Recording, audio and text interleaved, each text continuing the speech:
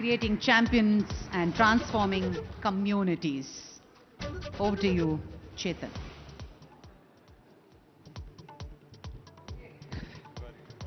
Hello, hi. This is much simpler. I'm very relieved. Hi, Pullela, how are you? Very well, thank Should you. we talk politics? No, thank you so much for coming, and thanks for even listening to the earlier session. Uh, we'll talk about a lot of things, but one thing I'm generally top of mind curious about, there are many sports people who retire and they become coaches, but very few, I can't even, hardly become a brand like you. Like you're known, like people know your name, you are out there. How do you think that has happened, and why do you think that has happened? Um, well, when I won the All England in Just a little 2001, mic closer. Yeah. when I won the All England in 2001, um, I kind of was reflecting back on what I did. And some of the things made me feel that what I have done has been good, but it can be replicated. Because today, when I look at the sport and when we talk about sport, people talk about sports science, nutrition, physiology, psychology. These are the problems which people encounter. But when I won the All England, I had a journey where going to the stadium, watchman and I, that was the problem. You go into the stadium, current hai and I was the problem, shuttles hai and I, coach hai and I. So the basics were not there and I could win the All England. So in my mind, it was like if I can win the All England, and I had about 3 knee surgeries by then. If I can win the All England, maybe many others can. And that is literally the only reason why I actually started to coach. Because I felt a lot of them around me had the potential. And when I was playing, and a lot of them, when I was finishing my career, actually had the career, had a prospect to be world level. So I just took up coaching with that in mind. Okay. Well, you've done a lot of things. You're most famous for badminton. You're most famous for Saina.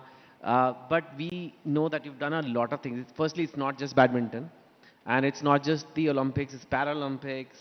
Uh, you've been doing things in Mizoram. You have some very interesting slides, which will be very interesting for you guys to see.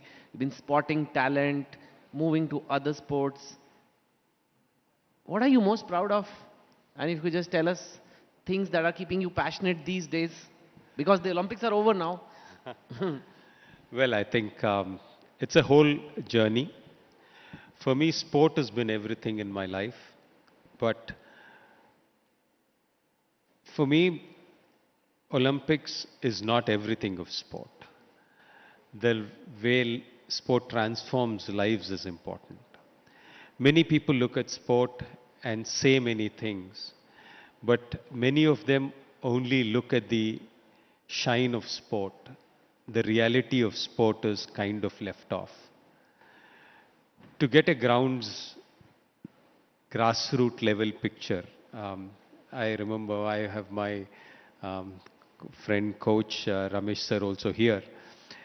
I remember having trained with him, and some of the women actually would really love to see this transformation.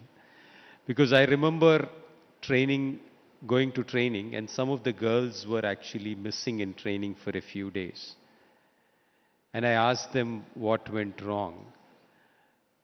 And the answer was something which really shocked me, and which even today brings tears to my eyes.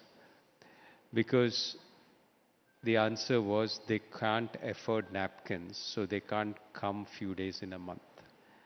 And these were national level athletes training and playing for the country, literally. And this was the state of Indian athletics in 2000, or this is the way I remembered it. So when I won the All England, when I had a chance to do something, we organized some training camps and gave money. And I'm happy that many of those girls got jobs. And that is the big achievement. It's not the Olympics which gave me happiness, it's that lives which were changed which gave me life.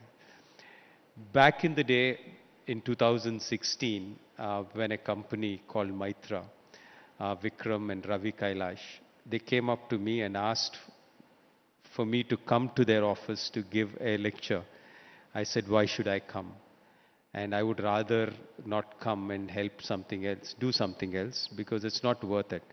But I asked them something. If you do my athletes a favor, I will actually come to your office and give a corporate talk. And they said yes. And we started off with a bunch of 10 athletes then. Later it became 40 in 2017. And if you actually see from that group of people, we've had Gopichand, who won 2 medals at the Asian Games. Of course, she was already a player by then. But if you see Jyoti Araji, who won an Asian Games hurdles medal, silver medal, in the last Asian Games, she was part of it. Her father is a security guard. Agasari Nandini, who comes from a social welfare school, and who won a bronze at the heptathlon in the Asian Games last year, whose father is a T. Bundy. That's the man.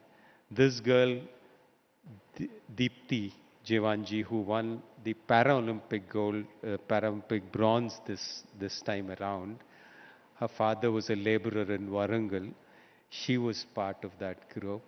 In fact, there are people in the group who are his Ramesh sir, but there are people in the group who were actually collecting firewood in Bhadrachalam forest. Rajita, who's actually been 4th at the Junior World Championships. This is Sri Teja, who's from a tribal village. This is Deepti on the corner. But there are these girls who are actually coming from absolute poverty, who made a name for the country, and that's been phenomenal. We look at the shine of sport, but the reality of sport, I think Shanmukha Srinivas, you see him, his photograph, picking up paddy bags because he couldn't afford food during the COVID times. We sent him home from the hostel. He couldn't afford because his parents' father is not there and he had to fend for his family. And for $500, he was actually picking up. And he's the under 23 national champion in 200 meters. Each of these events, I have seen a lot of corporates work hard and tell you that they've really worked hard. But trust me, what they have gone through, you have not gone through. The pain which they've gone through, the suffering which they've gone through, the passion which they've pushed this event is unparalleled. And today, they are struggling, they've always struggled in this journey for 3 square meals. And they have brought glory to our country. We are talking about a Deepti or a Jivanji or a Yaraji today, but truly the moments when their parents have supported them with little of whatever little they have. They had 100 rupees, they have spent all the 100 on them. I think that very few people have done. And they've actually got us the name for the country, not many of us in the corporate schooling structure. So this gives me an immense pleasure. This gives me going. It's a fantastic journey. For me, badminton has been a huge journey. 1994, we started off. I remember I was the #1 player in the country. We were not sent to the Commonwealth Games because the government norm was that you have to be in the top 6 nations in the Commonwealth Games. And we were not fitting that criteria. 30 years later, we become the Thomas Cup champions to be the world champions of men's badminton. And last year, we won the Asian Women's Team Championships. That, I believe, is transformation which we've been able to see. 2018, after my Olympic medal with Sindhu, we had a Facebook request and we started a program in Mizoram. In 2019-20, we lost time because of COVID. In spite of it, 872 kids play badminton in Mizoram. And last year's under 17 national champion Lal Tajwala is from Mizoram, from a state which never had anybody reach the pre-quarterfinals of a nationals forever. So I think there have been stories which have actually helped transform people, transform communities, and basically telling us that we have the potential to become huge in the world. And I think that's what keeps me going, and that's what's truly been something which is very gratifying and very satisfying for me in my work. Yeah, that is an incredible journey. I have two questions actually. On the first, on the tribal and the people from really underprivileged backgrounds, and the second is on your Olympic winners. First question is, how do you, like, there is millions and millions of people in India with those backgrounds. How do you spot the talent then? It's like literally finding a needle in a haystack, that somebody speaking firewood somewhere and they end up becoming a champion. Do they come to you? Do you go looking for them? How is the talent spotting done? And then I'll come to the second question later, but maybe just answer this. Well, I think about 3 years back, we had Kiran from the United Group. They had come for me to become the brand ambassador to their sporting event, which started off as a conversation, which led them today to actually have 40 rural centers in the Bhadrachalam forest, in Srikakulam, in Karimnagar, in Warangal, in the interior places, where we have athletes, former athletes, who actually worked really hard but couldn't make a life out of sport, who are very depressed and wanting and searching for a job. Such kind of people we found, identified, and in their native places we've actually given them a salary, and then they become the architects of a small ecosystem which they develop for. We train them for a week, we send them back, we mentor them. We, as in, there is a group of people headed by Dronacharya Ramesh Garu, and they go into the forest, into people, and actually try to bring them to training in those places. We give them very little nutrition. It's not those fancy bars which we eat. It's basically peanuts, literally peanuts, jaggery, and bananas and eggs. And with that, actually, they come with a lure sometimes for food, but actually we try and pick talent from there. It's been a very successful model because we have many champions who have come. There are probably millions of them or lakhs of them in our country, in those pockets. I think it's very important that we actually go find them. And we need to have a system which can actually bring them to the top, and that would be important. Okay. Okay, so now one is finding the talent. The next is you need to polish that talent, right? And polish, polish, polish till they reach potentially one day at the Olympic stage, stand on the podium, and that has happened for you multiple times. It's very rare still for anybody in the world to win an Olympic medal. And I think I'm very curious to know, because you are a coach. I mean, the players can give their own reasons how they made it. But for people who are not a sports person, most people watching this are not sports people. But they are working in an office, or they are studying for an exam, or they are just having some goals in the gym, I don't know. And if they want to reach that ultra high level of excellence, which is like the Olympic level of championship, or at least try to be, like they want to be CEO one day, or they want to be a big businessman one day, or they want to be have a great body one day, become a topper one day, what does it take? What does it take? Like you said, you have no idea what they go through. What does it take to become a champion? Passion. I think an obsession is what is needed. A drive so deep that every waking hour, minute, second, you dream of becoming that. It's very important. It's about believing that the unbelievable is possible. The impossible is possible, you have to believe. To be mad enough to realize that what you're pursuing might never happen, but you cheat yourself to believing that it is definitely going to happen.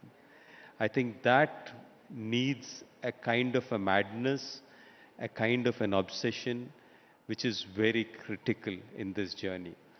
A rational mind cannot get there because you're talking about one in an entire world. To be in that level, a rational mind is not. A plan B is not what is wanted. A plan A is the only plan which you have, and all your energies, after repeatedly failing and people telling you it's not possible, you're still going to pursue it, believing that you are going to do it this time, and this time, and this time, forever. I think that kind of a madness is what is needed for you to get to that level. Wow. And not everyone has it. And tell me something, the flip side of this is when it doesn't happen, it must be really disappointing. I mean, emotionally to deal with that. In fact, let's take a very specific example, and I want your perspective, but the whole country got involved in that. We had Vinesh Fogart, who was guaranteed a silver, good shot at gold. It was just there, one fight away, few minutes of, and then she didn't lose, but she didn't what they call make weight. And it was 100-gram thing, and it's apparently, I didn't know this, I had to learn that wrestlers have to meet the weight category. They eat a lot, they're normally more than their weight, and just on the day of the weighing, they cut, run, sweat, not eat, and they do it. How would a coach and the player itself, when that happens, when you've been like, that's all you've been thinking about every waking hour, you finally reach that stage, and over this, I would call it a technicality, it doesn't happen. How would that be, it would have been, and how would they deal with it? Well, I think sports is probably the only one which is actually teaching you about failure the best. A 10-year-old comes on the field and loses in front of people at a young age, and he gets up the next day morning to fight again. I think the seeds of fighting actually come from that perspective. The seeds of getting up after failure come up from there. So many sports persons are trained to deal with failure. They're trained to believe that they're going to win, which is actually in many times a cheat by itself. But they're also trained to actually get up each time. And I think that's a very important part of training which people go through day in and day out. And I think that keeps them in steadfast when they actually get to a point like this of absolute disappointment. They still get up, then pick up their life together and start another day fresh, thinking that tomorrow will be different. And I think that madness is what is ingrained in a true sports person, and that is what actually Vinesh probably had to go through. For many of us who won't understand what 100 grams means, I think it's literally the first time you make it. You would see boxers, you would see wrestlers, judokas, weightlifters. They at the at the cafeteria or the food place at the Olympics, and you would see them, they never eat. It's not that they overeat, they never eat. They're probably eating 5 to 6 kishmish or dry fruit, and that's all they're eating. And literally, to put things in perspective, they would, they were to put me through a weightlifting or a boxing or a wrestler's diet plan, I would probably lose 8 kgs within 4 days. That's literally how much they would squeeze you. They're literally running, they're putting on jackets and running, they're on a bicycle cycling, and then they're drinking electrol and then throwing it off. They're not even getting to drink. And literally, people would carry them out and stretch them because there's nothing left in their bodies. You're thinking there's something. There's not even, after spending hours in the gym and the sauna, they're probably sweating few drops. So they're almost like a dried fruit. They have nothing left. So I think there's a lot of torture which goes in a weight loss. And I'm sure she must have gone through hell to probably that night to actually lose that 300-400 grams. And that 100 probably was just not possible because there's nothing left in there to give up. And I think that's what an athlete goes through. Well, she did go on to fight an election and won. So yeah, you're right. That's the She easier job. Well- That's the easier job, trust me. Well, we'll have to ask the politicians whether they agree or not. But yeah, she did live to fight another day. Thanks, Pullela. That was very insightful and helpful and motivational for all of us. Thank you. Thanks, Gopi. Thank you very much. May I call upon Mr. Saurabh Yagnik, Chief Operating Officer, ABP Network, to kindly felicitate Pullela Gopichand.